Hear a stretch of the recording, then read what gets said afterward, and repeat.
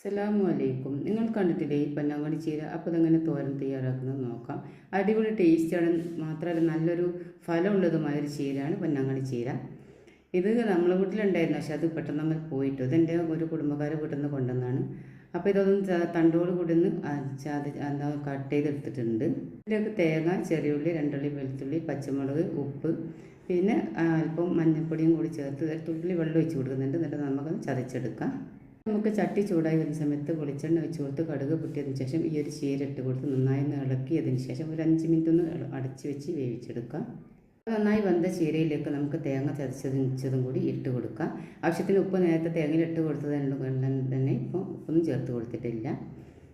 തേങ്ങ ഇട്ട് കൊടുത്തൊന്ന് നന്നായി ഇളക്കിയതിന് ശേഷം ഒരു 2-3 മിനിറ്റ് ഒന്ന് അടച്ച് വെച്ച് നമുക്ക് ഗ്യാസ് ഓഫാക്കി വെക്കാം. അപ്പോൾ അടിപൊളി ടേസ്റ്റ് ആയതും നല്ല ഗുണമുള്ളതുമായ ഒരു ചീരയാണ് പൊന്നാങ്കണ്ണി ചീര. അപ്പം പൊന്നാങ്കണ്ണി ചീര കിട്ടിയാൽ ഇങ്ങനെ തയ്യാറാക്കി നോക്കണേ.